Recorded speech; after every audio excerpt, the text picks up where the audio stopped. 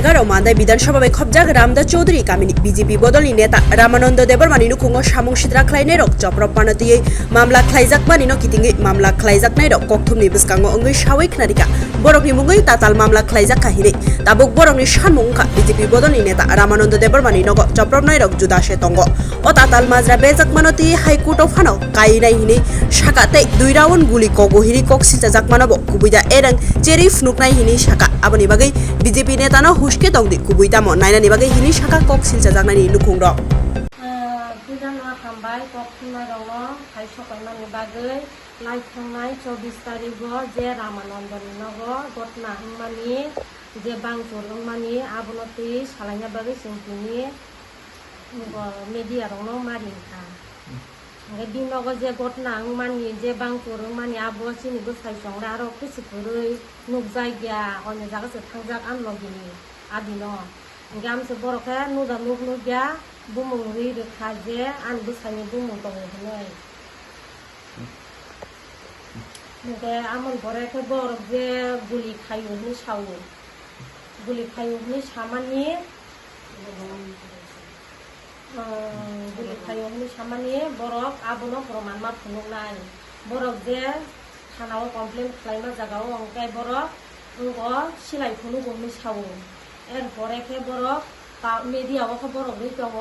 सिलाय गमनै जे बरक सिलाय गमनि सामानि आबनो बरक प्रमाण मा फुनुनाय आबनो जुदि बरक प्रमाण फुनुमाया केसो हाइकोर्टआव थांनाय खरबसुरि सागाव केस जाखायो मानानै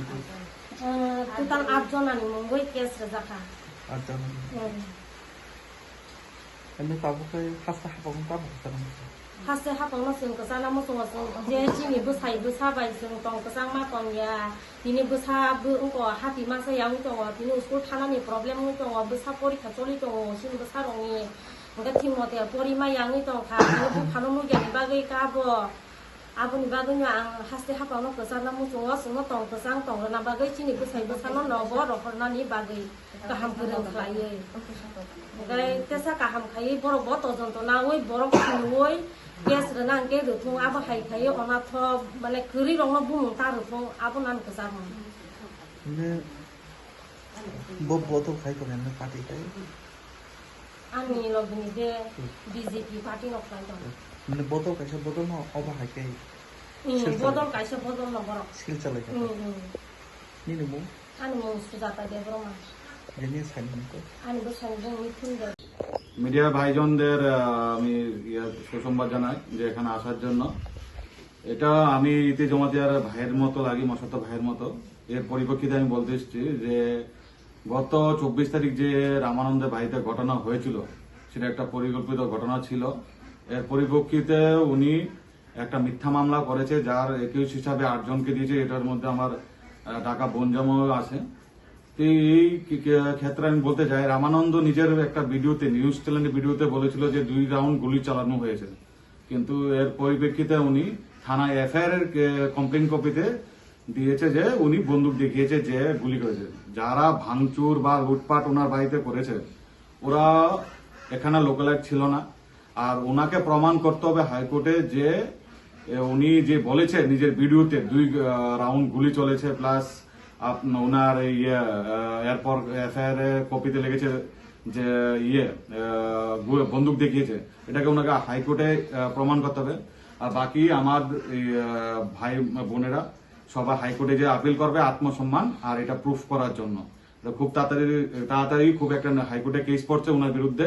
এটা রামানন্দকে প্রমাণ করতে হবে যে বন্দুক কে চালিয়েছে আর বন্দুকের খুলস আর বুলেট কোথায় আর বাকি ন্যায়ের জন্য আমি বাকি উনি অনেক কিছু মন্ত্রী সম্বন্ধে বলেছে ওরা সবাই বিজেপি পার্টি ওদের স্বামীরা সবাই বিজেপি পার্টি করে সবাই এক দলেরই ওরা এখানে হয়ে কাজ করে প্লাস এটা একটা নিজের ভিতরের ক্ল্যাশ ওটা একজনের ভিতর মানে বদলা নেওয়ার জন্য এরকম একটা ঘটনা পরিকল্পিতভাবে সাজানো হয়েছে যার মধ্যে উনি যেদিন ঘটনা হয়েছে সেদিন উনি কোনো ওনার উপর হাতাহাতি হয়নি মারপিটও হয়নি ঠিক আছে আর বাকি ওনাকে জবাব দিতে হবে হাইকোর্টে যে বুলেট গুলো কোথায় আর বন্দুকটা কে চালিয়েছিল আর এটার জন্য অনুপ্রস্তুত যেন থাকে হাইকোর্টের নোটিশ খুব তাড়াতাড়ি পেয়ে যাবে এটা বলে আমি